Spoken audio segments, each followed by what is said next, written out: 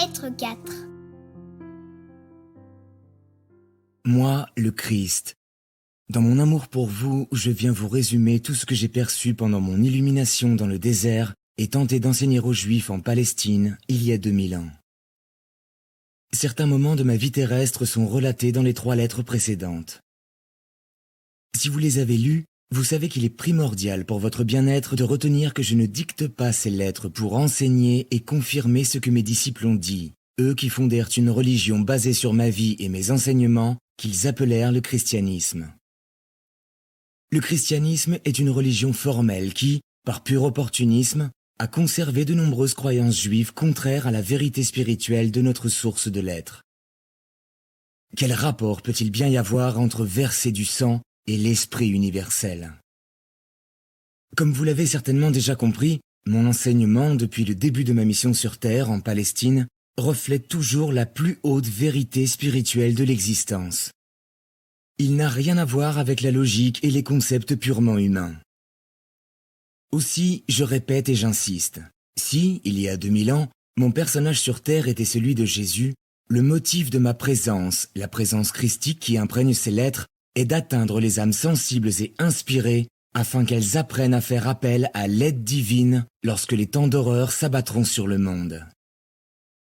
C'est pourquoi mon puissant désir de sauver ceux qui peuvent me recevoir se matérialise sous forme de lettres recelant la vérité de l'existence. Sachez-le et prenez-en acte. Apprenez et gardez en mémoire que je suis venu chez les Juifs en Palestine 70 ans avant la destruction de Jérusalem. Je suis venu avertir les Juifs que leur code de conduite leur serait totalement inutile lorsque les tribulations futures s'abattraient sur eux, les envoyant dans un monde hostile. Il est dit dans l'un des évangiles que je pleurais de désespoir, ayant échoué à rassembler le peuple juif sous mon aile, comme la poule avec ses poussins, pour le protéger quand viendrait le temps de la destruction. Mais les gens ne m'écoutèrent pas. Au contraire, leurs dirigeants religieux me condamnèrent à mort. Après que les Juifs se soient dispersés, leur temple leur ayant été enlevé, comprirent-ils la leçon de leurs expériences? Se demandèrent-ils pourquoi une telle catastrophe s'était abattue sur eux? Non, ils persistèrent à suivre leurs vieilles traditions et à croire en leur supériorité, bien que les événements historiques leur aient prouvé maintes fois qu'ils subissaient des désastres tout comme les autres peuples. Aujourd'hui encore, ils choisissent d'ignorer les vérités de l'existence que je leur ai enseignées en Palestine, et s'attirent exactement les mêmes conséquences que celles qu'ils connurent après ma vie terrestre en Palestine. Où qu'ils habitent, leurs valeurs matérialistes, leurs traditions d'œil pour œil, leur attirent la misère humaine qu'ils ont causée à d'autres tout au long des siècles, par leur arrogance et leur cupidité. Tout ce qu'ils endurent, ce sont eux qui l'ont provoqué. Cela vaut aussi pour ceux qui s'allient à des Juifs pour tirer profit de leur puissance monétaire dans les sphères financières et sur les marchés mondiaux. Qui empêche la grande majorité de la population de manger à sa faim, alors qu'il y aurait bien assez de réserves de nourriture pour nourrir les gens si le profit pour le profit était abandonné? S'ils le voulaient, les dirigeants financiers pourraient planifier une distribution des surplus de biens aux nécessiteux.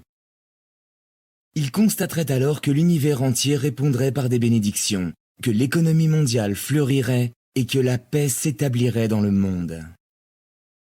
Avant que cela puisse se produire, ce qui a déjà été créé dans la conscience par des actes agressifs et avilissants dans le monde entier doit d'abord se matérialiser à travers l'expérience humaine, non comme une rétribution, mais comme l'œuvre naturelle des lois de l'existence.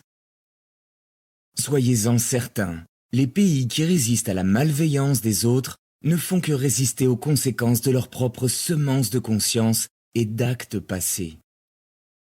Par suite, les stratégies brutales, les attaques impitoyables des puissants, quelle que soit la force défensive des faibles, ne peuvent qu'apporter des temps encore plus durs aux oppresseurs. Là où ils recevaient un coup d'épingle, ils amassent maintenant dans leur conscience collective la désolation qu'ils imposent actuellement à d'autres et cela leur reviendra dans le futur. Ils amassent maintenant dans leur conscience collective la désolation qu'ils imposent actuellement à d'autres et cela leur reviendra dans le futur. Peut-être devraient-ils considérer le coup d'épingle des faibles comme une sonnerie de clairon les alertant de leur chute dans leur décadence morale. Parce que tant de gens violent constamment les lois de l'existence, attirant sur les villes et la terre entière un phénomène de destruction à l'ampleur inégalée, j'ai l'intention, dans cette lettre, non seulement de reprendre tout ce que j'ai enseigné et vécu en Palestine, mais aussi d'expliquer clairement les causes sous-jacentes à la crise mondiale qui menace. Je n'ai en effet pas traité ces causes la dernière fois que je me suis adressé en personne à l'humanité. Ces lettres sont écrites avant l'époque la plus cruciale de votre histoire. Lorsque les épreuves s'abattront vraiment sur vous, vous vous demanderez pourquoi je ne vous ai pas averti plus tôt. J'essaie pourtant d'alerter le monde depuis 25 ans par l'intermédiaire d'esprits réceptifs. Mais ni les médias, ni les maisons d'édition, ni la télévision n'étaient prêts à m'écouter et à m'offrir l'opportunité de vous parler par l'intermédiaire de mes agents. Les politiciens pouvaient vous atteindre, mais moi, le Christ, je ne le pouvais pas, à cause de la dureté de votre cœur et de votre refus d'admettre que moi, le Christ vivant, je puisse revenir maintenant par l'intermédiaire d'esprits déprogrammés et dévoués pour avertir les nations de l'avenir qu'elles se créent. Les églises, qui prétendent croire en mon existence, se situent par leur attachement égocentrique en leur tradition religieuse de conception purement humaine, sur le même plan que les matérialistes. Maintenant que sonne la dernière heure, que la peur gagne les masses et qu'elles sont prêtes à tenir compte de mes paroles, les portes doivent s'ouvrir, faute de quoi, mes efforts en faveur de l'humanité auront à nouveau été vains. Je vous le dis, il y aura bien un tri des chèvres et des moutons, comme le disent les évangiles dans la Bible. Les moutons représentent ces âmes qui peuvent sereinement accueillir la vérité spirituelle la plus haute jamais diffusée sur terre. Les chèvres représentent ceux qui se montrent incapables d'écouter qui ou quoi que ce soit parce que leur esprit est trop rebelle et égocentrique. Comment seront-ils aujourd'hui séparés ? Ils seront séparés parce que ceux qui peuvent accueillir la vérité contenue dans ces pages et vivre selon les lois de l'existence constateront que même si la période à venir de l'histoire mondiale est en effet amère, ils vivront, comparés aux chèvres, dans la paix, la protection, l'assouvissement de leurs besoins et l'élévation d'esprit. Les chèvres devront hélas supporter toute la force terrifiante de leur conscience rebelle innée. Ceci n'est pas la punition d'une puissance supérieure, mais la conséquence naturelle de la loi de l'existence. Ce qui réside dans votre esprit et votre cœur finit par s'extérioriser dans votre corps, votre vie et votre environnement. Quand vous résistez et vous rebellez, la vie vous oppose une résistance de force égale dans l'accomplissement de vos désirs.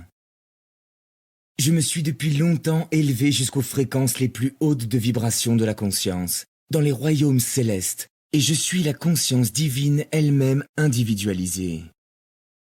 Ma conscience peut englober le monde pour atteindre quiconque s'adresse à moi. C'est le cas de tous les grands maîtres qui vécurent sur terre, furent illuminés, perçurent la réalité de la source de tout être et instruisirent les gens depuis leur niveau élevé d'illumination. Ils furent élevés en puissance spirituelle pour traverser le voile dense de la conscience humaine et percevoir ce qui est vraiment au-delà du monde de la matière. Ils virent, aussi clairement que le permettait leur condition mentale, l'unité fondamentale de la création, à l'intérieur du royaume de la créativité elle-même. Tous, sans exception, après leur transition dans la dimension d'existence suivante, échappèrent au cycle harassant des réincarnations et accédèrent au royaume encore plus élevé de pure conscience spirituelle individuelle, aux portes mêmes de la conscience universelle. Ils sont devenus conscience divine individualisée, possédant la puissance et la pénétration de la conscience divine. Eux aussi font partie de la conscience christique, comme je l'ai dit dans une précédente lettre. Ils combinent les sommets de l'amour intelligent avec ceux de l'intelligence aimante, la puissance de la volonté avec la puissance du dessein. Ils sont également masculins et féminins dans leur conduite. Ils sont la manifestation parfaite de la force et de la bienveillance. Ils sont l'exemple parfait de ce que tous, hommes et femmes, devraient s'efforcer d'atteindre. pour parvenir à une telle perfection d'être que l'esprit humain renonce à toute division et toute rivalité. Quel que soit votre prophète attitré, soyez certain qu'il est la vie elle-même et tire sa puissance de son appartenance à la fraternité des grands maîtres. Chaque prophète, chaque maître a reçu la même réalité et vécu d'une façon suffisamment pure pour réaliser finalement le but de chaque homme, la perfection au paradis. Comprenez cela, c'est essentiel et voyez combien les différences que vous faites entre vos maîtres sont erronées, parce que nous sommes tous unis dans notre source commune de l'être. Nous sommes une fraternité d'êtres de la vie, manifestant chacun, avec notre individualité, la vérité la plus haute de notre source de l'être. Nous sommes égaux en pureté, puissance, beauté, grandeur d'esprit, amour.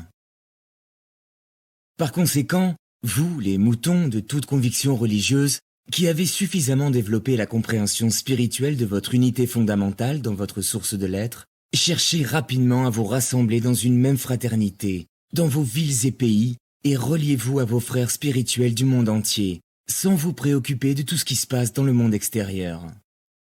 Transcendez donc toutes vos différences religieuses, chrétiens, soufis, musulmans, juifs, israéliens, palestiniens, hindous, bouddhistes, etc. Considérez que vous êtes tous pareillement dans le havre de sécurité de l'amour universel et de la protection intelligente universelle, en paix avec vous-même, les uns avec les autres et avec ceux qui sont décidés à lutter jusqu'au bout. Ce n'est qu'ainsi que votre planète survivra aux tourments à venir. Je reviens aussi pour ceux qui ne sont ni musulmans, ni chrétiens, bouddhistes ou hindous. Je viens à ceux qui désirent ardemment connaître la réalité cachée derrière toute existence. Je vous le dis, je suis venu en la personne de Jésus chez les Juifs en Palestine. Je pourrais aussi bien vous dire, je suis venu chez les Arabes en la personne de Mahomet, puisque Mahomet et moi sommes un seul esprit. Nous diviser en personnages portant des noms différents, Jésus et Mahomet ou Mahomet et Jésus, est comme donner deux noms différents à de vrais jumeaux sous prétexte que l'un enseigne la littérature, tandis que l'autre enseigne les mathématiques. Nous sommes tous deux de conscience christique, tous deux des individualisations de la conscience divine. Quand nous étions sur Terre, nous avons tous deux parlé d'un Dieu d'amour et de compassion, selon ce que notre humanité nous permettait de percevoir de la connaissance inspirée de Dieu. Gardez à l'esprit que nous étions tous deux des êtres humains profondément conditionnés par nos croyances traditionnelles héritées au cours des siècles. Par conséquent, notre inspiration nous venait à travers le filtre d'un esprit déjà possédé par des idées différentes. Je vous l'ai dit, l'inspiration, à moins qu'elle ne passe par un esprit pur et déprogrammé, garde toujours la trace des croyances acquises durant le conditionnement de la petite enfance. Quand cesse l'influx de l'inspiration, le mental humain reprend le dessus et rationalise la connaissance et la compréhension nouvelle en termes acceptables pour lui, selon ce qu'il admet déjà. Je vous l'ai dit aussi, j'étais un rebelle dès ma prime jeunesse et ne pouvais accepter les croyances juives. J'étais un vase pur, ardent, réceptif, un esprit ouvert où la vérité de l'existence s'est répandue pendant les jours passés dans le désert, me donnant à voir clairement la conscience universelle. Maintenant que nos perceptions, à Mahomet et à moi, sont de l'ordre le plus élevé, nous procédons d'un seul esprit, d'une seule vie et d'un seul amour qui s'étendent pareillement aux musulmans, juifs, chrétiens, bouddhistes, à tous, athées ou agnostiques y compris. Nous en appelons aussi à eux, car nous souhaitons leur apporter l'inspiration et la compréhension qui les changeront en profondeur et leur permettront de reconnaître le lien essentiel et sous-jacent de fraternité spirituelle qui les relie. Cela les encouragerait à penser autrement, à entretenir des relations pacifiques avec un cœur miséricordieux, à vivre ensuite leur vie différemment en puisant la lumière dans leur source de l'être. Tous deux, nous souhaitons vous parler de la conscience universelle, à vous qui vivez à l'ère scientifique d'aujourd'hui, parce que vous avez beaucoup progressé dans la compréhension de la science et pouvez maintenant accueillir nos paroles. Ensemble, nous disons d'une seule voix. Écoutez bien et faites-le fructifier en vous. Nous, tout autant que vous sur terre, sommes tous un à la racine même de notre être. Toute destruction que vous infligez à d'autres, c'est à vous que vous l'infligez. Nous, spécifions que nous, venons à toutes les personnes de bon sens, bienveillantes et de bonne volonté, quelle que soit leur race actuelle et leurs croyances religieuses.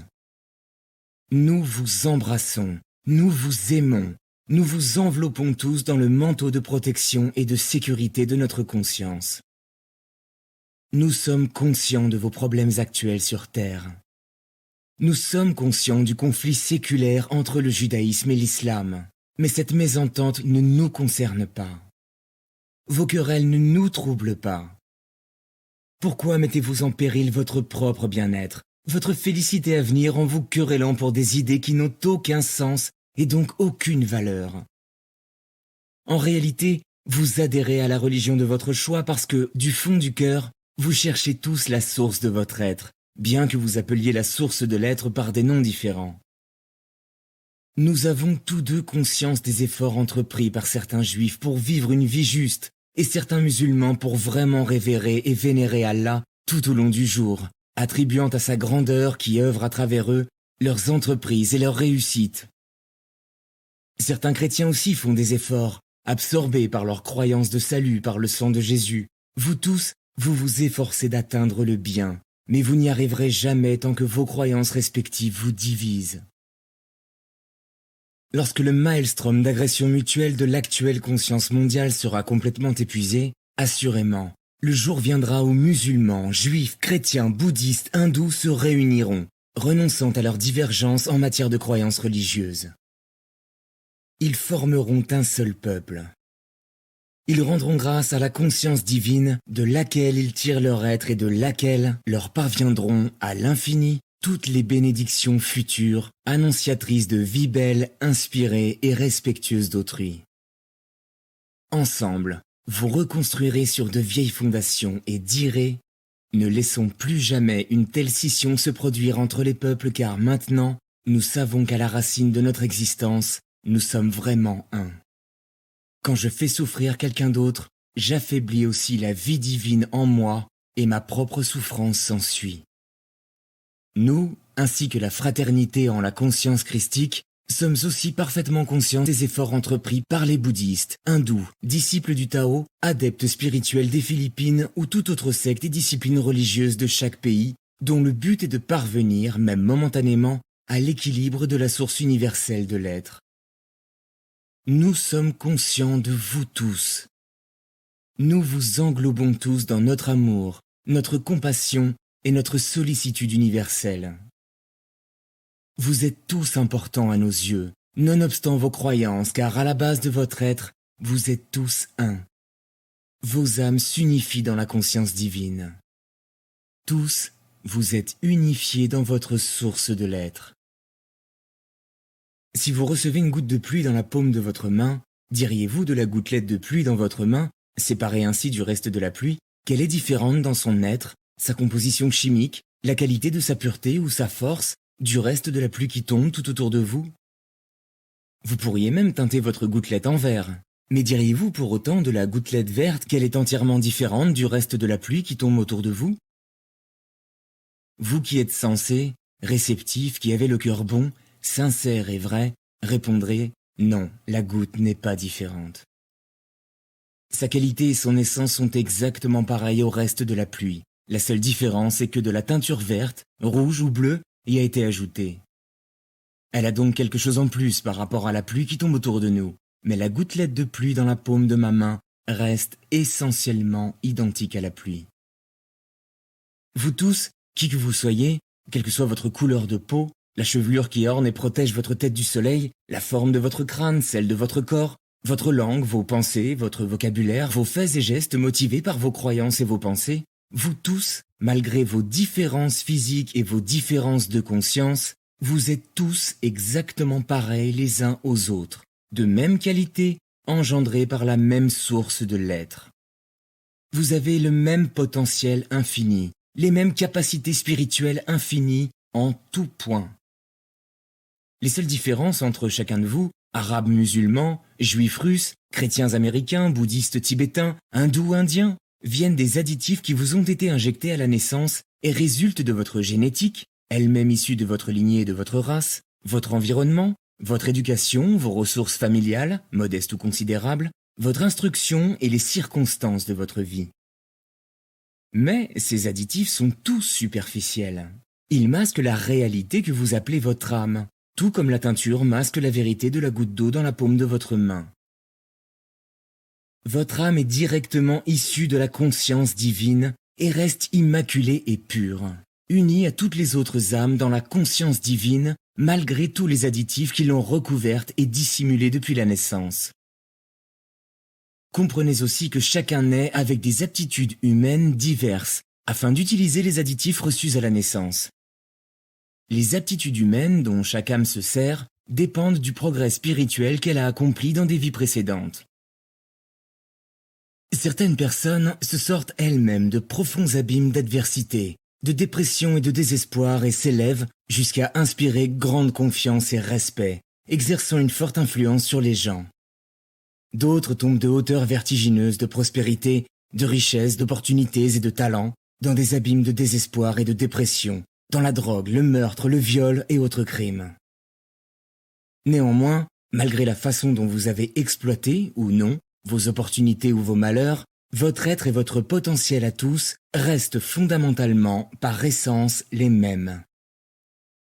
Vous pouvez tous vous élever, petit à petit, du niveau spirituel de conscience qui est le vôtre aujourd'hui, quel qu'il soit, jusqu'au sommet de conscience divine dans les royaumes célestes. Plus vous accepterez ces lettres comme vérité de l'existence, plus vous chercherez quotidiennement à suivre les recommandations vous amenant à l'état d'harmonie et au contact de ceux qui vous a donné l'être. Plus vous accepterez ces lettres comme vérité de l'existence, plus vous chercherez quotidiennement à suivre les recommandations vous amenant à l'état d'harmonie et au contact de ceux qui vous a donné l'être, plus vous progresserez et assurément réaliserez les buts spirituels élevés que vous vous fixez en ce moment même. Vous pouvez tous vous élever au niveau qui permet d'accepter entièrement la vérité, de purifier votre conscience personnelle afin d'absorber la conscience divine et de devenir des êtres remplis de la puissance de la conscience divine, capables de la rayonner dans leur entourage immédiat, puis dans le monde entier. Votre rôle à tous est essentiel dans votre entourage. Le parent qui croit n'être pas apprécié dans ses contributions à la vie familiale, n'exercer aucune influence dans son foyer, n'être jamais entendu, respecté, aimé, ne compter pour rien hors de chez lui ou sur son lieu de travail, ne manquer à personne, devrait montrer plus de discernement. Vous tous, hommes et femmes, pères et mères, amis, employés et employeurs, exercez une influence sur votre entourage. Si on vous ôtait de votre place, il se formerait un trou dans le tissu environnemental, ce serait une perte. Pour combler le vide laissé, il faudrait du temps et l'arrivée d'une autre personne, avec de nouvelles activités se substituant à celles qui auraient été abandonnées. La personne détenant la plus haute fonction, celle dont les avis pèsent le plus, celle encore qui répand ses bienfaits autour d'elle, ou encore l'humble manœuvre balayant le sol ou les allées du jardin, tous laissent un vide égal. Chacun a une place unique dans le monde. Chacun apporte son talent, son caractère, sa touche personnelle, son influence sur les gens qu'il côtoie, l'endroit où il vit ou son lieu de travail. Chacun joue un rôle essentiel dans son cadre de vie. Personne ne peut priver autrui de son importance, sauf celui qui nie sa propre valeur. Les personnes handicapées de naissance occupent elles aussi une place unique et importante dans leur famille et leur environnement. Parfois, elles jouent un rôle plus important encore que si elles étaient nées valides et parfaitement constituées. Leurs actes forcent l'étonnement et le respect. Leur influence sur leur entourage dépend entièrement de leur volonté d'exister, leur volonté d'agir, leur volonté d'être bienveillant, leur volonté de saisir toutes les opportunités qui se présentent, leur volonté de créer une relation unique avec les autres en les aidant à se sentir plus heureux. Chaque situation résulte de la volonté qui est exercée à chaque instant. Certains naissent avec une volonté puissante, d'autres avec une volonté plus faible. Mais dès le moment où une personne réalise que la force de volonté est puisée tout entière dans la conscience universelle, qu'elle peut augmenter la force de sa volonté en demandant à sa source de l'être de l'accroître, elle prend conscience que la force de volonté, tout compte fait, est illimitée. Elle peut l'attirer selon l'ampleur et la force de sa foi, de la conscience universelle elle-même. À tout instant, chacun d'entre vous, sans exception, quelle que soit sa race, sa nationalité, sa religion, son niveau de ressources, ses revenus, qu'il soit mendiant ou roi, a exactement la même importance. Les vraies différences résident uniquement en ce que chacun donne de lui-même à tout instant, tout au long de la journée. On peut se souvenir d'un roi ou d'un premier ministre pour sa bonté, pour le bien apporté au pays ou la misère imposée au peuple.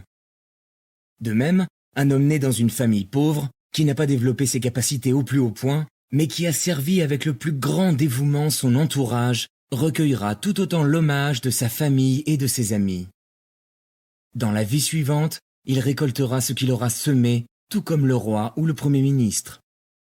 Une telle personne apporte de la vie à son entourage parce que la nature de la force de vie est amour et service inconditionnel, travail et harmonie, et donne tout ce qui est nécessaire pour combler les besoins d'autrui. Si, chaque jour, vous consacrez votre force de vie à simplement servir une tasse de thé à un malade, faites donc en sorte que cette force de vie soit dépensée sous sa forme la plus haute. Offrez au patient une sollicitude empressée, un sourire chaleureux, tendez-lui le thé avec bienveillance, bonne volonté et le désir de le voir guérir. Ainsi, un porteur de thé peut devenir un agent rayonnant de guérison et d'élévation. Plus le porteur de thé fera silencieusement appel à un influx de conscience divine, dans sa propre conscience, plus grande et plus pénétrante sera la force de vie qu'il transmettra au patient. Le malade peut ne pas être conscient de ce qui se passe, mais dans une salle pleine, les malades servis par un tel porteur de thé ou aide-soignant se remettront plus vite que ceux à qui l'on a donné leur thé sans un regard, sans un mot, sans une pensée bienveillante. Non, tout travail, tout moment peut être sacré et beau. Il rayonnera de l'influx de force de vie de la conscience divine, qui élève et guérit la personne elle-même ainsi que d'autres, si cette dernière comprend qu'elle est un canal de la conscience divine, qui est guérison, protection, assouvissement de tous les besoins d'un être. Une personne avec une telle conscience, même si elle nettoie les planchers et vide les bassins des malades, peut, en entrant dans une chambre, devenir la plus importante, et peut-être la seule, dispensatrice de biens parmi 6 personnes s'occupant de bassins. Elle a transmis à chaque patient une force accrue après l'avoir quitté. Toute personne qui a conscience que ses yeux rayonnent une force de vie puissante vers ceux qu'elle regarde, sait que son regard, ce regard pénétrant, ce regard appuyé et souriant, est bénéfique pour celui qui le reçoit. Car tout ce que nous, oui, vous et moi, le Christ, pensons et faisons est un acte de conscience et la conscience est force de vie. Grâce à l'activité de notre esprit, la vôtre et la mienne, nous donnons à notre conscience, à notre force de vie, des formes différentes qui béniront ou maudiront l'environnement. L'unique différence entre vous, Mahomet et moi-même, qui suis connu sur terre sous le nom de Jésus, c'est le type de pensée et de sentiment que Mahomet et moi rayonnons vers les autres. Tous deux, nous rayonnons l'énergie de conscience qui donne vie au monde. Que rayonnez-vous dans votre monde? Rappelez-vous encore une fois comment, dans des moments de grande détresse, à l'époque où j'étais en Palestine, j'ai maudit le figuier et comment il s'est flétri jusqu'à la racine. Peu après, je fus, moi aussi, maudit par les soldats romains et les prêtres juifs. Moi aussi, j'ai été flétri jusqu'aux racines avant de mourir sur la croix. Prenez garde à ce que vous remettez à d'autres. Assurez-vous que vous aimeriez recevoir la même chose. Un verre d'eau tendu à quelqu'un avec amour peut bénir et élever cette personne ou, s'il est donné avec de mauvais sentiments, faire que le destinataire se sente petit et insignifiant, un peu plus faible et déprimé. Quel rôle jouez-vous dans votre environnement? Êtes-vous honoré et reconnu pour l'amour et la bonne volonté que vous manifestez au moment où vous arrivez sur votre lieu de travail? Avez-vous compris ce qui est vraiment important dans la vie? Vous êtes-vous fixé un plan spirituel, un but spirituel à atteindre avant de passer dans la belle dimension suivante? Serez-vous suffisamment purifié et engagé dans l'amour inconditionnel pour accéder au niveau supérieur de conscience spirituelle, ou vos buts resteront-ils ceux de votre plan terrestre? Demandez-vous, quel rôle est-ce que je veux vraiment jouer autour de moi? Quelle est ma destination spirituelle? Tout aussi important, quel comportement adoptez-vous envers les autres? La supériorité, l'exclusivité? Ou avez-vous conscience que la plupart des gens font du mieux qu'ils peuvent avec les talents qu'ils possèdent? Pour atteindre votre plein potentiel, réalisez que votre statut plus ou moins élevé ou votre richesse plus ou moins grande ne limite aucunement votre puissance dans le monde. Vos seules limites sont vos attitudes et les pensées résultant de vos attitudes. Qu'elles proviennent de l'esprit d'un roi, d'un premier ministre, d'un général, d'un humble serviteur, d'un soldat, la force de vie émise est la même. Elle produit autant de bien sur l'environnement, à condition que chacun discipline ses pensées pour se mettre au diapason des fréquences spirituelles de l'amour inconditionnel et de la conscience divine. En outre, de telles pensées pénètrent et augmentent la force de la conscience mondiale elle-même. Chaque personne ajoutant sa pensée spirituelle à la pensée spirituelle mondiale renforce cette dernière. Le seul facteur qui détermine notre degré de propension au bien-être ou à la maladie est le niveau de réalisation et de compréhension spirituelle qu'on a tiré de la source de l'être. C'est pourquoi l'homme qui collecte joyeusement et de bon cœur les déchets de son voisinage, avec une bénédiction pour tous ceux qu'il rencontre, est une vive lumière qui brille dans son petit monde. Tandis que l'homme riche et fortuné, mais avare et désagréable, qui sort de son hôtel particulier pour se rendre à son bureau, est un puits d'obscurité ressenti négativement par ceux qui se risquent à l'approcher. Quoi que vous fassiez ou possédiez, quelle que soit la position que vous occupiez dans la vie, il n'y a aucune limite à votre développement potentiel pour le bien. Il n'y a aucune limite à la splendeur et à la gloire potentielle de votre être. Vous avez pour seule limite le temps et l'énergie que vous êtes prêt à consacrer à la méditation sur votre source de l'être et l'ouverture de votre conscience humaine pour y pénétrer et la recevoir dans votre esprit. Dirigeants religieux, révérez vos fidèles parce que vous ignorez quelle compréhension et quel progrès spirituel ont lieu dans l'esprit de ceux qui peuvent paraître très humbles et sans aucun poids dans la société. Dirigeants religieux, cessez de critiquer les autres religions parce que vous ignorez le degré de connaissance spirituelle, de discernement et d'illumination que leurs fidèles peuvent avoir atteint.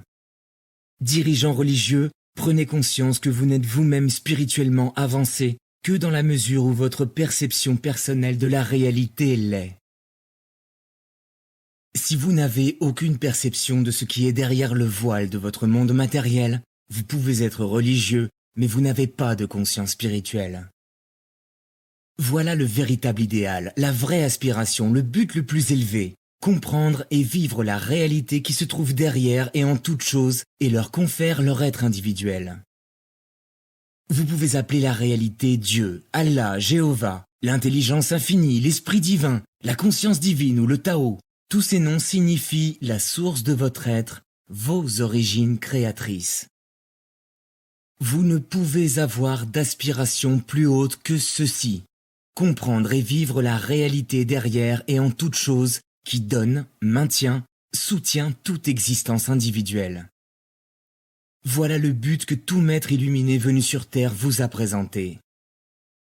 Tous les maîtres ont partagé la même vision, la même prise de conscience et la même compréhension. Ils ont été hautement respectés, mais rares sont les disciples qui ont compris leurs enseignements. Chaque individu a interprété à sa façon les paroles des enseignants. L'interprétation de chacun est la résultante de son conditionnement et de ses préjugés personnels.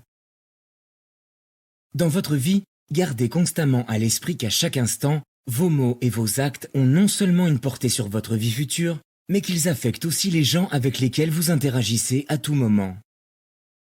Employeur ou employé, quelle est votre contribution personnelle à la bonne marche de l'entreprise dans laquelle vous gagnez votre pain quotidien, que ce soit une usine, une ferme, un magasin ou un bureau? Que donnez-vous à vos salariés ou collègues en termes de bien-être et de chaleur humaine? Que faites-vous pour l'immeuble tout entier? Pour l'immeuble, demanderez-vous avec stupéfaction? Mais oui, je répète, que faites-vous pour votre immeuble, vos véhicules, votre entreprise? Tout, les briques, le mortier, l'acier, le verre, le papier, le métal, les pneus, les moteurs, l'essence, tout est pénétré de la conscience que vous exudez pendant que vous vaquez à vos occupations quotidiennes. C'est la raison pour laquelle certains laissent derrière eux une traînée de destruction, parce que leur conscience est de méchante humeur, irritable, critique, destructive, tandis que d'autres gardent leurs biens intacts et de belle apparence des années durant, parce qu'ils les apprécient et les chérissent quotidiennement. Tout sur votre terre est de l'énergie de conscience rendue visible, que ce soit sous forme de matière inanimée solide ou de plasma vivant. Vos pensées alimentent ou détruisent tout ce qui se trouve dans votre environnement. Que faites-vous à votre famille, votre foyer, votre environnement? Bougonnez-vous? Dénigrez-vous? Avez-vous des pensées destructives envers votre travail et certaines personnes? Alors soyez-en sûrs, vous laissez une petite traînée de conscience destructive derrière vous qui contribuera à miner tout ce qu'elle pénètre et imprègne. Si vous vous concentrez sur le désir d'aimer, d'accepter, de travailler avec un cœur joyeux, alors où que vous alliez, vous émettez une conscience de force, de bénédiction et de croissance. Quand j'étais sur terre en Palestine, j'avais affaire aux juifs orthodoxes qui croyaient et maintenaient des codes de conduite si rigides qu'ils avoisinaient la cruauté. Leurs lois traditionnelles étaient inhibitrices, déprimantes, restrictives et ridicules. J'ai apporté à ce peuple une nouvelle vision d'un Père éternel, à la fois au-dessus d'eux et pourtant partout présent, toujours conscient de leurs besoins et d'un tel amour universel qu'ils pouvaient être certains que la volonté du Père serait toujours d'assouvir ses besoins. Je disais aux gens de regarder autour d'eux, la campagne, les collines où les moutons et les chèvres paissaient en paix, les lacs remplis de poissons, les oiseaux volant dans les airs, se reposant, construisant leurs nids dans les arbres, et les fleurs si magnifiquement parées d'une infinité de couleurs. Je leur disais, regardez et comprenez ce que vous voyez. Vous voyez un monde où toute chose a ses besoins et voit ses besoins assouvis. Comment pouvez-vous douter quand vous voyez le mouton vivre d'herbe uniquement? Que contient l'herbe pour qu'elle alimente la toison, les os, le sang, la chair, et produise des petits? N'êtes-vous pas témoin d'un miracle d'abondance? Regardez les oiseaux, comme leurs besoins sont merveilleusement satisfaits. Ils ont des abris dans les arbres et des graines qui leur donnent de la vitalité. Voyez les gens, ils ont besoin de logement, de nourriture, de vêtements, et le Père leur donne le monde entier pour satisfaire leurs besoins. Mahomet, après son illumination, aperçut le même esprit universel inhérent, à la fois existant et agissant en toutes choses. Nous, Mahomet et moi, avons parlé à nos compatriotes de la même vérité inspirée et leur avons posé des questions similaires. Un tel Père, Allah ou conscience divine omniscient, n'est-il pas également conscient de vos besoins les plus profonds, vos besoins d'amour, de santé, de prospérité? Comment pouvez-vous douter? Ayez simplement la foi et vos besoins seront satisfaits en conséquence. C'est votre manque de foi qui retire l'énergie du flux naturel du Père, Allah, amour dans votre corps, vos relations et votre vie. Lorsque j'étais sur terre dans le corps de Jésus, je m'exclamais souvent avec désespoir. J'aimerais tant vous dire, vous montrer, vous faire comprendre comment il se fait que le Père connaît vos besoins. J'aimerais tant vous montrer comment vous-même contribuez à créer vos lendemains et les lendemains de ceux qui vous entourent.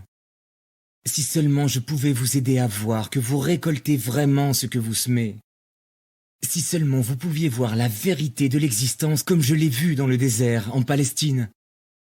Vous sauriez que vos pensées et vos actes croissent en taille et en force, jour après jour, et prennent forme extérieurement, exactement comme les semences de plantes s'ancrent dans la terre et croissent, prenant une forme extérieure de plus en plus volumineuse, sous forme de branches, de feuilles et de fruits, jour après jour. J'aimerais tant vous montrer combien vous êtes important, à chaque seconde, dans le cadre de votre foyer, votre travail et votre pays. Je souhaite tellement vous aider à comprendre comment vos pensées sont à l'origine de tout ce qui vous arrive de bien comme de mal. Elles sont la base même du bien et du mal qui vous arrive. S'il devait vous arriver malheur, ne regardez pas votre voisin pour voir d'où il est venu. Regardez en votre cœur et voyez quand vous avez eu pour la dernière fois un différend destructeur avec quelqu'un, par la calomnie, le mensonge, le rejet ou la critique. C'est à ce moment-là qu'est né votre malheur actuel. On vous dit de rendre œil pour œil, dent pour dent, mais je vous dis que c'est de la folie. Si l'on vous a blessé un œil et qu'en retour vous blessez l'œil de votre adversaire, vous vous retrouverez probablement bientôt avec une main ou une jambe en moins. Réagissez donc tranquillement, élevez votre esprit et votre cœur vers le Père, Allah, conscience divine, et priez en demandant aide, guérison et protection contre de plus grands maux encore. Priez aussi pour votre adversaire, car toute mauvaise pensée envers lui ne vous attirera que plus de douleur et de détresse. Pardonnez-lui, priez pour lui, et vous ferez naître des bénédictions pour vous. Non parce que vous avez fait plaisir au Père, Allah, et fait ce qu'il fallait, mais parce que votre conscience attirera des bénédictions dans votre vie. En priant pour d'autres, vous vous bénirez vraiment vous-même. Mais que ce ne soit pas là la raison pour laquelle vous le faites, car la bénédiction serait alors teintée d'intérêt personnel. En toute situation, toujours lorsque vous êtes menacé, arrêtez-vous, adressez-vous au Père, Allah, conscience divine, invoquez l'aide et voyez se produire la délivrance. Elle viendra assurément. Je vous dis en toute certitude, si quiconque parmi vous veut vivre sous la protection du Père, Allah, conscience divine, et rayonner de bonne volonté et d'amour pour tous ceux qui partagent sa vie, son pays et même ses soi-disant ennemis, il ne connaîtra aucune attaque, aucune tristesse, aucune maladie, aucun revers de fortune créé par la conscience humaine. Il vivra enveloppé d'amour et de lumière. La conscience divine se déversera dans son esprit, dans son corps et dans sa vie. Les gens pourront tomber malades autour de lui, ployés sous les attaques, se noyer dans les affres de la peur. Il poursuivra son chemin, conscient qu'aucun pouvoir humain ne peut s'élever contre la puissance, la source de son être, qui lui a donné son être et la vie sur terre. Que personne ne s'avise de nier cette déclaration. Celui qui la nierait n'a pas atteint le niveau de conscience spirituelle où une telle protection est chose normale. Comment donc pourrait-il nier cette déclaration?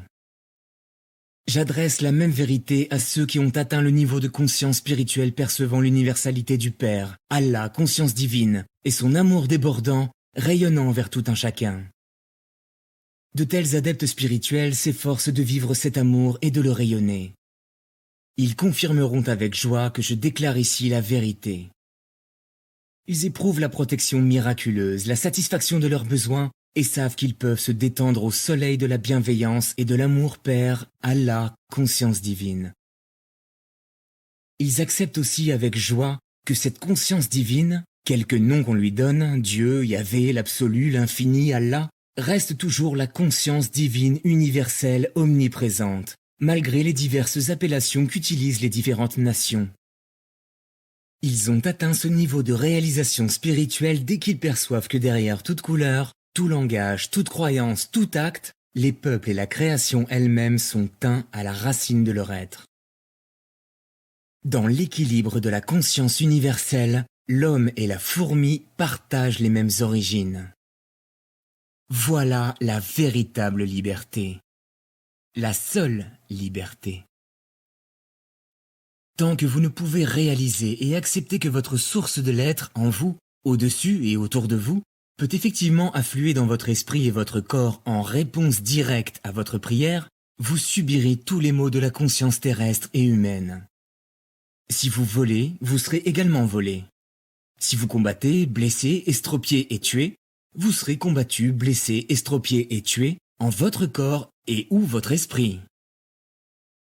Si vous entamez une guerre, elle sera longue et amère. Tout mal que vous endurez, vous en aurez été la cause originelle. Vous choisissez la manière dont vous souhaitez vivre à l'avenir, et cela vous appartient. Vous choisissez cette manière de vivre en transformant votre conscience antagoniste en conscience d'amour et d'acceptation de chacun à degré égal. Si vous pensez au dommage ou à la souffrance que vous aimeriez infliger à autrui, votre pensée atteindra votre ennemi et sapera sa force, conformément à l'intensité de votre intention.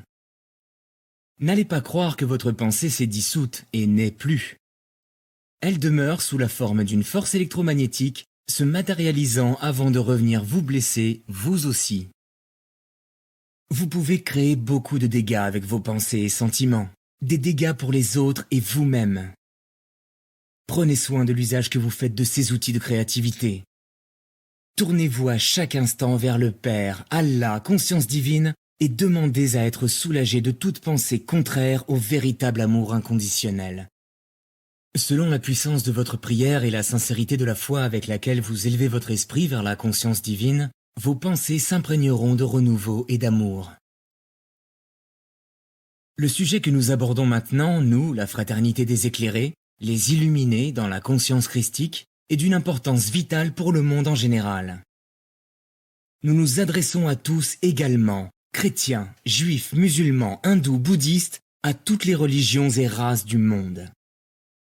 Nous nous adressons à tous car chacun de vous a besoin de cet enseignement pour accéder à des niveaux supérieurs de conscience spirituelle. Les relations entre hommes et femmes sur le plan individuel et sexuel sont d'une importance bien plus grande pour votre bien-être général que vous ne pouvez même l'imaginer. Nous abordons dans le détail ces relations, car il est de première nécessité que vous, hommes et femmes, vous vous éveillez à la réalité fondamentale de votre individualité et identité, masculine ou féminine, ainsi qu'à la véritable source des différences de sexe. Comprenez donc bien les réelles origines de vos corps masculins et féminins, ainsi que leurs caractéristiques. Ce ne sont pas simplement des corps créés avec des organes physiques et des modes d'expression sexuelle différents en vue de la procréation. Ils tirent leur origine masculine ou féminine de la source même de l'être, de l'équilibre de la conscience universelle. Je vous dis tout ceci avant que vous ne lisiez la lettre 5, de sorte que vous étudierez cette lettre en gardant à l'esprit les propos que je tiens maintenant sur votre sexualité. Si la sexualité des hommes et des femmes n'est pas utilisée en conformité avec l'intention de la conscience divine, exprimée dans l'acte originel de création au moment du Big Bang, la sexualité pourra mener à la fécondation, mais elle n'apportera pas aux hommes et aux femmes l'unité d'être, l'épanouissement personnel et la joie qu'elle devrait leur apporter. Ce sera même le contraire. L'acte sexuel apportera finalement déception et saturation, tout amour précédemment ressenti par les partenaires disparaissant petit à petit. Quant aux relations hommes-femmes, quelle que soit leur nature, les hommes et les femmes éveillés spirituellement essaieront de faire tout leur possible, avec la connaissance et la compréhension qu'ils ont acquises pour transcender leur état de conscience actuel. En leur esprit et en leur cœur, ils s'efforceront de réaliser les objectifs pour lesquels ils ont été créés. Ils comprendront l'origine de la différence de leurs pulsions innées, de leur tempérament, de leur mode d'expression et les apprécieront à leur juste valeur. Ils utiliseront leurs différences pour améliorer leur bien-être réciproque. La compétition disparaîtra. Ils entreront de plus en plus facilement en harmonie avec la conscience divine. Et en entrant plus facilement en harmonie avec la conscience divine, ils accéderont à des niveaux de conscience spirituelle de plus en plus élevés. À l'heure actuelle, l'idée que vous vous faites de la sexualité fait obstacle à votre ascension en conscience. Elle vous enracine dans votre condition humaine. Nous, ne pouvons pas insister assez sur le fait que vous ne découvrirez pas la vérité de votre existence avant d'avoir entièrement compris et cherché à appliquer dans votre vie quotidienne, votre foyer et votre métier, votre totale compréhension de la signification de l'homme et de la femme. On vous a dit de ne pas commettre l'adultère, mais je vous le dis, si vous désirez la femme ou le mari de votre prochain, vous créez des images mentales qui affecteront la pensée de la femme ou du mari de votre prochain. Elle ou lui pensera à vous de la même manière, ou se sentira mal à l'aise en votre compagnie, car elle ou lui sentira votre désir sexuel et évitera votre compagnie. Ce qui se trouve dans votre esprit se manifeste assurément dans le monde. Ainsi, ne vous leurrez pas vous-même en croyant pouvoir rêver et créer des images mentales qui vous donnent du plaisir sans nuire à autrui. C'est pourquoi votre pornographie est vraiment une profanation sacrilège de la source de votre être. C'est un fléau qui excite délibérément les appétits sexuels et provoque, à travers les créations mentales d'hommes ainsi excités, des souffrances et une misère affreuse sur les corps, les esprits et les émotions de jeunes femmes. Ce que vous perpétrez et commettez actuellement contribue à amener votre civilisation à un stade où elle est actuellement en danger de se détruire. Soyez assurés que le jour des comptes viendra, tant pour ceux qui publient et répandent le fléau imprimé, que pour ceux qui l'utilisent pour s'exciter. Vous, peuple du monde occidental, les gens de l'Est méprisent votre folie décadente. Vous récolterez ce que vous avez semé. Et vous, gens de l'Est, récolterez ce qu'a ensemencé votre attitude dure et insensible envers vos femmes, qui portent et élèvent vos fils et vos précieuses filles. D'autres encore parmi vous, dans l'ignorance de la vérité, par intérêt personnel en croyant y gagner, font de la vérité de Mahomet un objet de risée. Vous engoncez vos femmes dans de lourds vêtements, leur refusant la liberté de mouvement et l'air frais d'Allah lorsqu'elles s'aventurent au dehors parmi d'autres gens. Quel genre d'homme vos croyances et votre comportement aberrant et égoïste vont-ils attirer? Seulement des hommes qui n'ont aucune compassion bienveillante pour les femmes. Sont-ce de tels disciples que votre prophète Mahomet aurait attirés à lui quand il était sur terre? Non, sûrement pas. Il n'attirait que les plus spirituels. Quelle image de votre prophète donnez-vous au reste du monde? Je vais vous le dire, celle d'un fou obnubilé par l'infériorité du sexe féminin, considérant la femme comme une possession de l'homme à soustraire au regard du monde. Un homme inconscient des vrais besoins d'une femme pour qu'elle puisse être heureuse. Un homme inconscient de la misère de sa femme captive et soumise. Cet homme n'a rien à voir avec le véritable Mahomet, le prophète de l'islam. Quand il était sur terre, il révérait et respectait les femmes. Ce sont les femmes qui l'ont aidé à avancer sur sa voie spirituelle vers l'illumination. Il leur devait beaucoup et savait qu'elles étaient différentes de corps, mais égales aux hommes par l'esprit. En fait, c'est intentionnellement qu'il est venu sur terre, pauvre et privé de tout, pour rencontrer une dame d'une extrême vertu, matériellement riche et spirituellement sage, qui l'a aidé à s'élever jusqu'à la stature de prophète lorsqu'il fut apte à l'assumer. C'était là le but de la venue de Mahomet sur terre, rétablir la femme à sa place légitime, comme la partenaire à part égale de l'homme dominant. Considérez bien ce qui suit. Après mon illumination, moi, en la personne de Jésus, je suis devenu chaste parce que j'avais choisi de l'être. Mais cela n'a nullement influencé mon amour pour les femmes qui prenaient soin de mes besoins. Mahomet, au contraire, après son illumination, connut beaucoup de femmes et la mission à laquelle il fut appelé consistait à apprendre aux hommes comment vivre avec les femmes et les traiter avec amour et égalité. Tout comme les intérêts personnels ont incité mes disciples à raconter mes actes et mes enseignements de manière sélective afin de promouvoir leur propre but, de même, l'égoïsme de certains individus spirituellement aveugles les a incités à déformer l'enseignement original de Mahomet par de nombreux ajouts et interprétations que Mahomet n'avait jamais voulu. C'est de cette manière que l'œuvre de tous les grands maîtres spirituels disparaît sous la désinformation issue de la pensée humaine, au point que la vérité se trouve si obscurcie par ces fausses idées que les gens sont totalement égarés et même amenés à pécher par ignorance. Du fait que vous, musulmans, et vous, adeptes d'autres religions, croyez massivement Adam et Ève créés pour vivre dans le jardin d'Éden dans la félicité, du fait qu'Ève, tentée par le serpent, soit tombée en disgrâce et tentée Adam, l'homme a été encouragé à percevoir la femme comme la grande tentatrice. Les origines imaginées du genre humain sont fausses, elles ne sont que des allégories. Il est également faux que la femme soit la grande tentatrice. Les eunuques n'ont aucune attirance pour les femmes. Pourquoi? Parce que ce qui incite un homme à coucher avec une femme leur a été ôté. Donc, qui est le porteur de la tentation?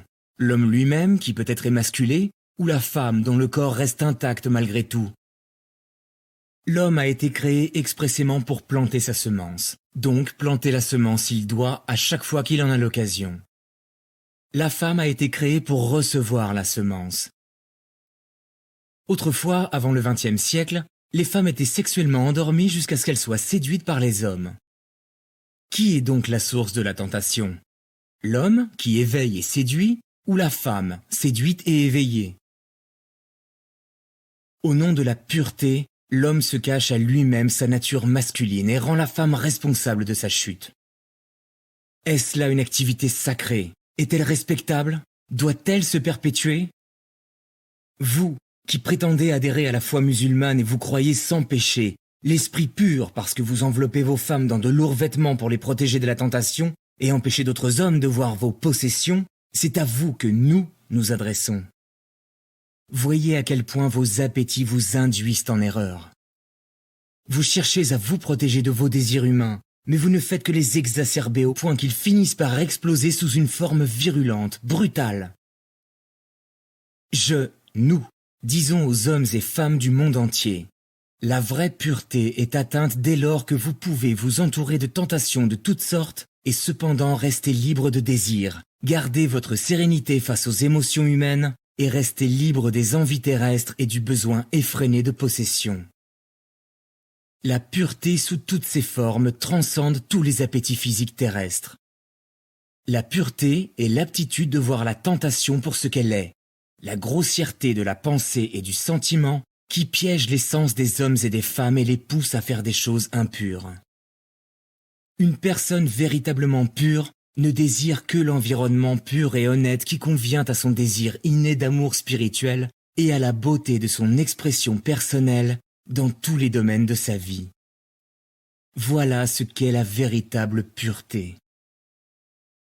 Cependant, la vraie pureté ne peut se réaliser qu'après de longues années de tentation. C'est une partie nécessaire de votre développement spirituel. À moins d'avoir été parfois douloureusement tenté et d'avoir enfin compris qu'il existe une voie plus haute, une voie d'abnégation, de sollicitude et d'affection pour une femme de bien, vous n'atteindrez jamais un état de réelle pureté.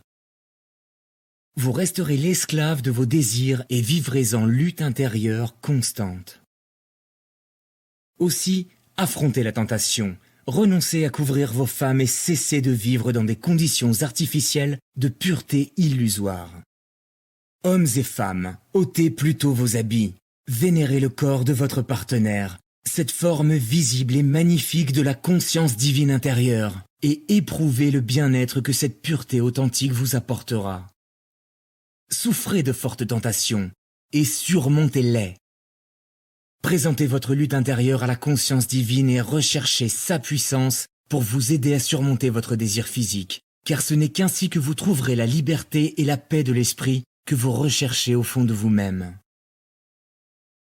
Si, actuellement, vous cherchez à soulager et à libérer vos envies en y cédant, vous ne trouverez ni soulagement ni libération.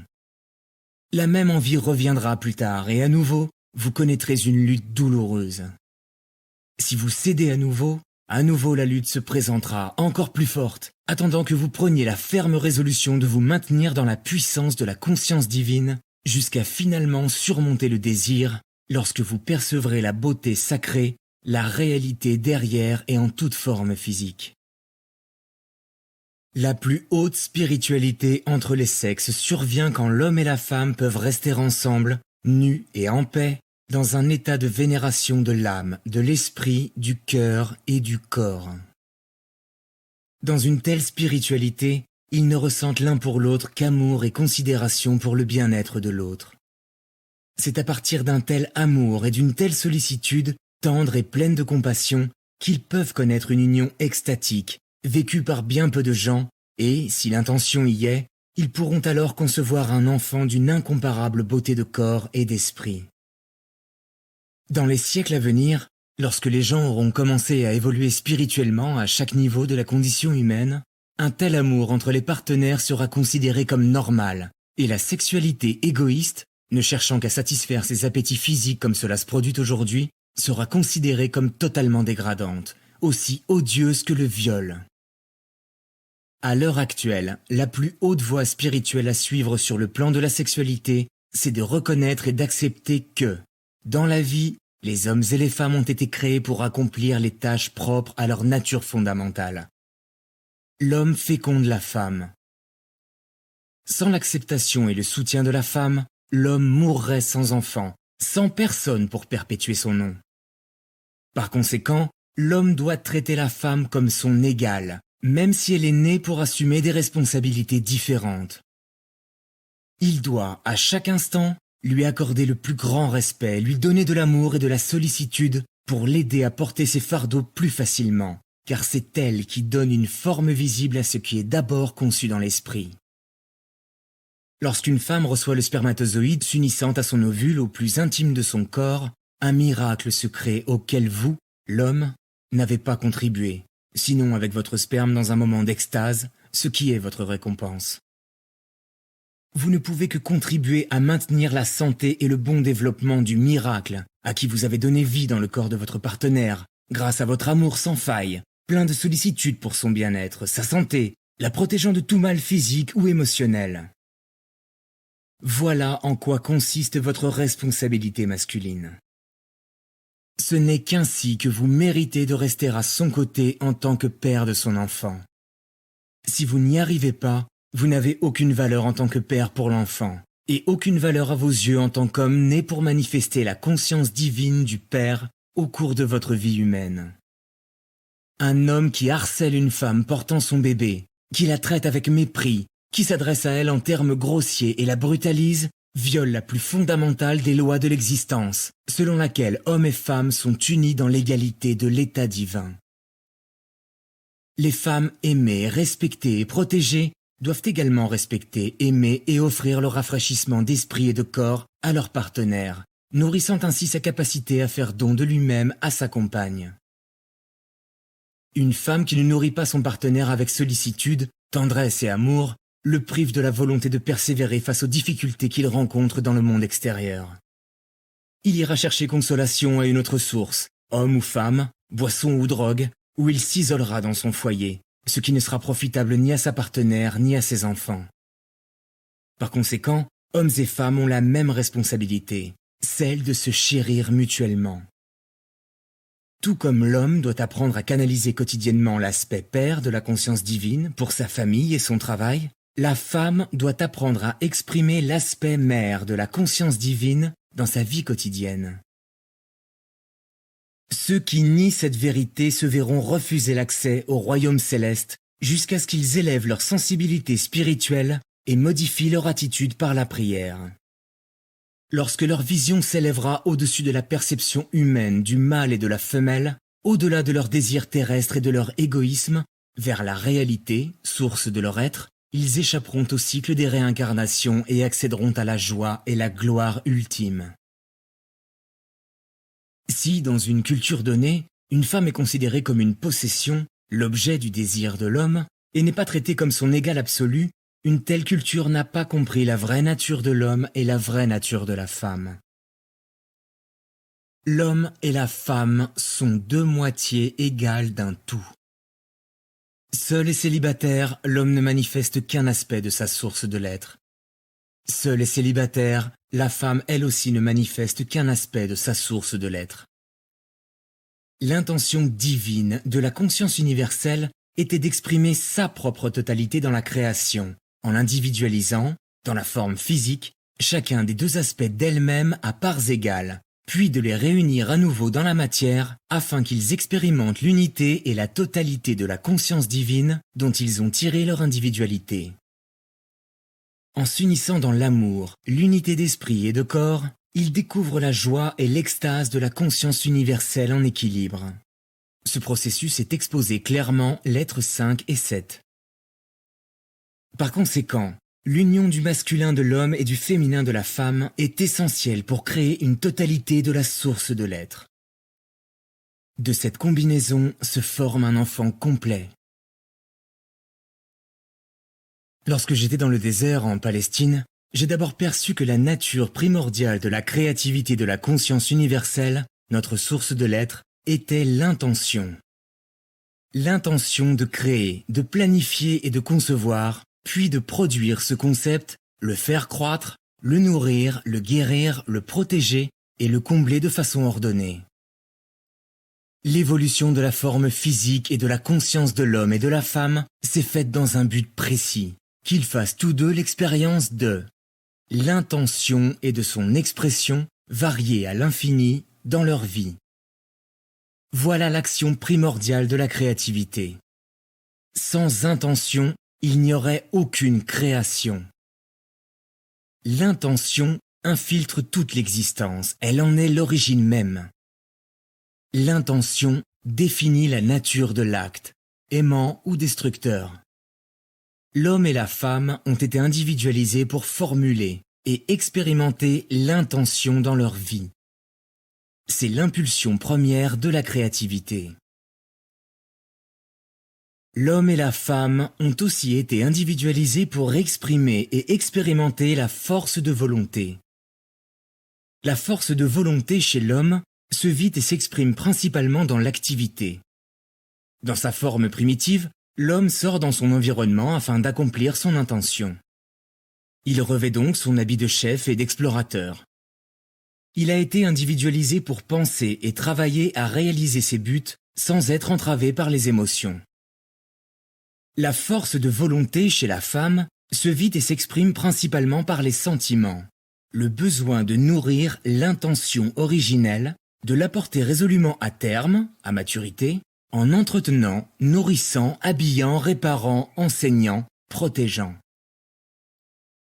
Le but est totalement différent de l'intention, puisque le but suit l'intention et devient une source de motivation émotionnelle, un désir de trouver les moyens pour obtenir la fin voulue.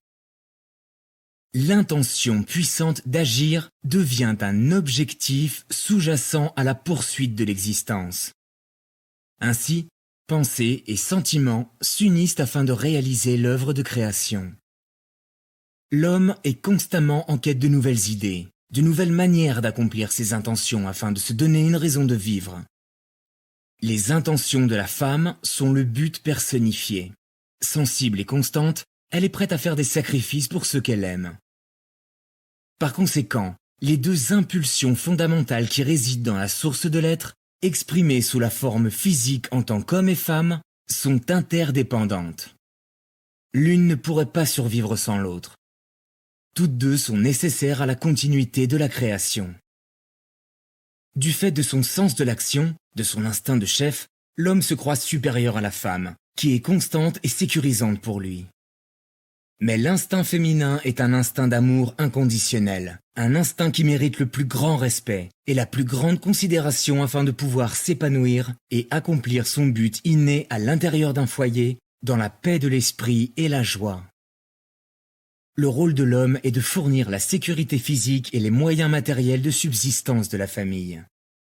Le rôle de la femme est de fournir la sécurité émotionnelle et les moyens émotionnels d'accomplissement personnel et de joie au sein de l'environnement familial. Dans le passé, aussi bien à l'est qu'à l'ouest, l'homme a joué son rôle de dominant au sein même du foyer, rendant la femme soumise et obéissante. Ce faisant, il a dévié et déformé les énergies de la conscience divine, les canalisant à travers son esprit et son cœur dans la création d'une civilisation déviante. Il a également déformé la conscience de la femme, qui déteste son rôle de femme soumise, qu'elle sait, intuitivement, n'être pas censée endurer. Par conséquent, il a créé un mode de vie dégradé et dégradant pour lui-même et pour sa partenaire, en conflit total avec la nature de sa source de l'être. Que la femme exerce son instinct masculin d'agressivité pour revendiquer son égalité d'être, afin d'obtenir le respect qui lui est dû dans la société, signifie que votre civilisation est complètement déséquilibrée et malsaine. La femme, désespérée, usurpe le rôle de l'homme, mais elle trahit ce faisant l'intention de la création. Hommes et femmes se sont complètement écartés de leur chemin. Dans les pays sous-développés, les gens survivent à peine et tentent de remédier à la séparation homme-femme par une sexualité libre.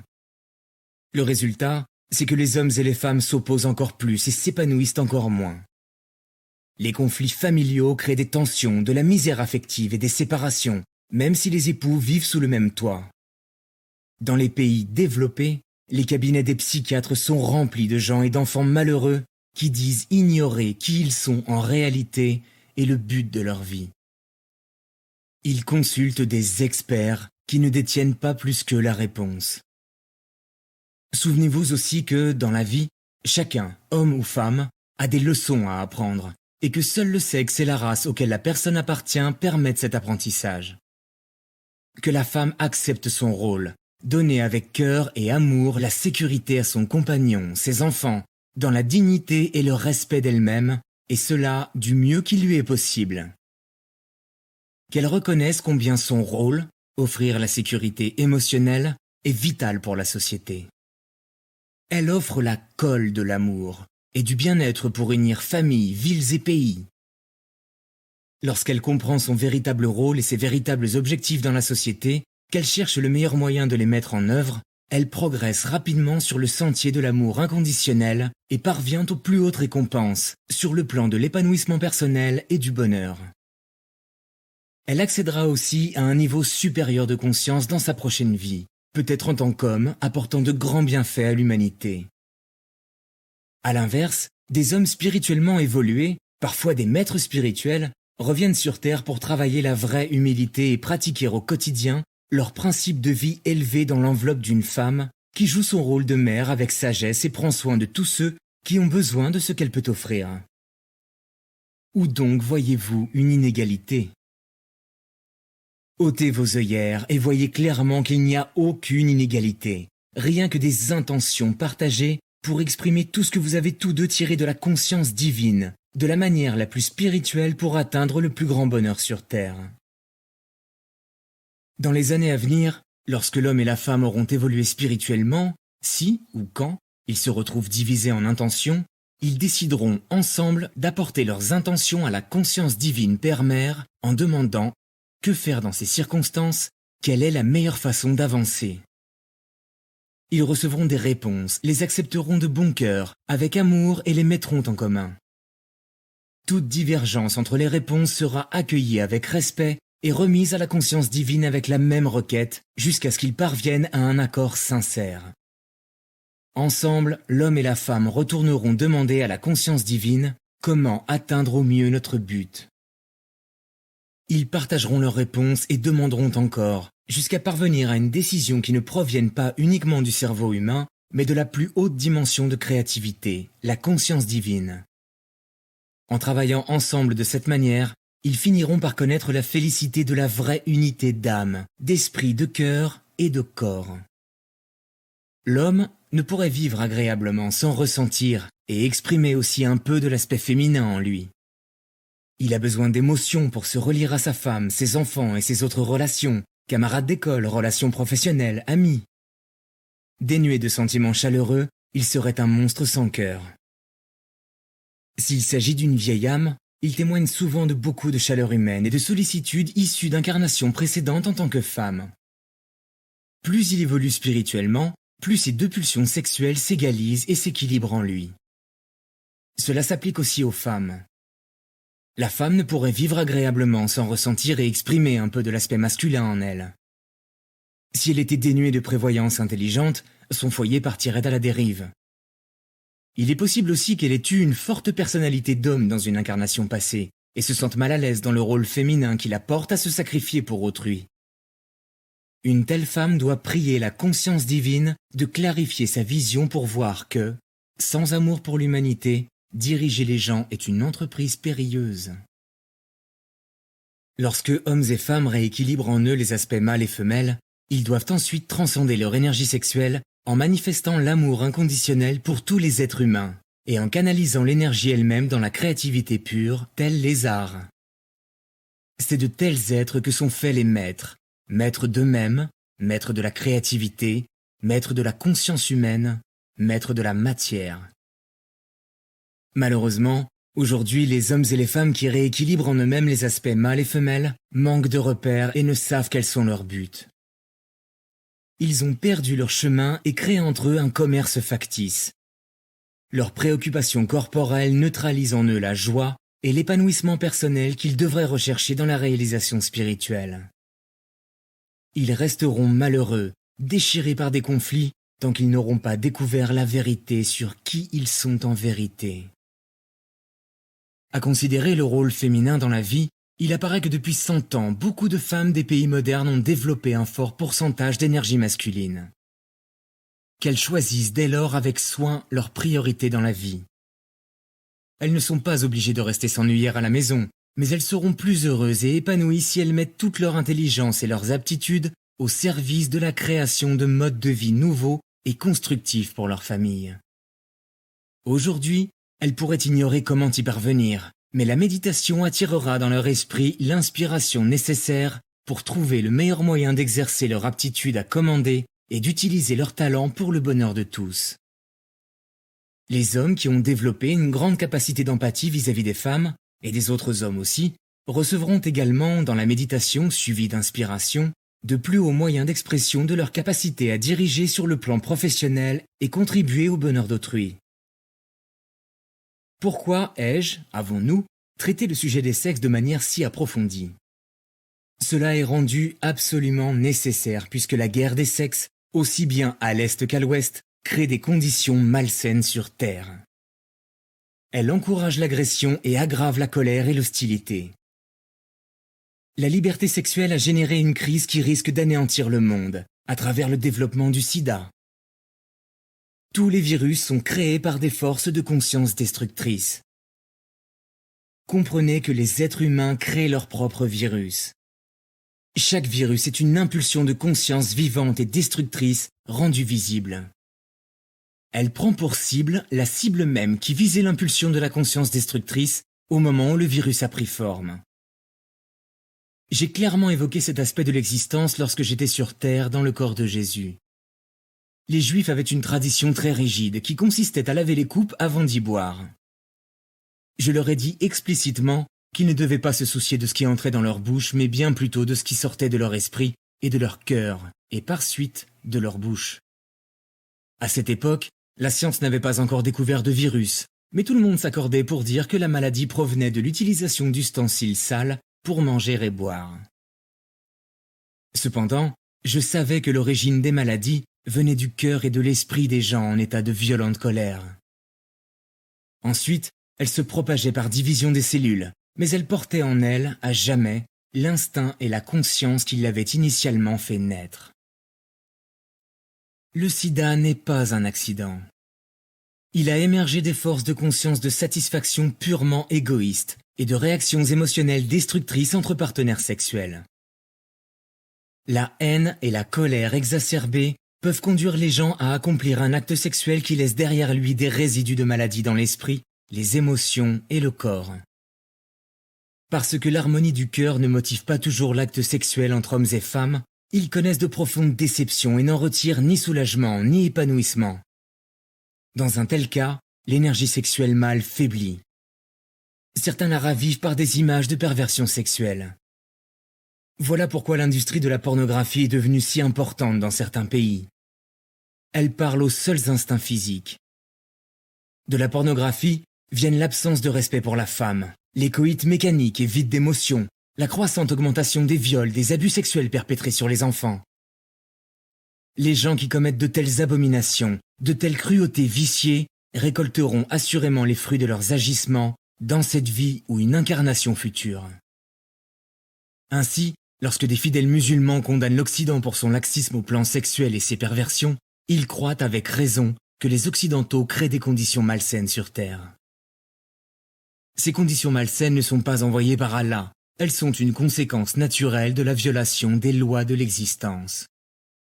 De même, les fidèles musulmans violent les lois de l'existence si, comme les Juifs, ils s'accrochent à la tradition de vengeance œil pour œil et croient à la guerre sainte.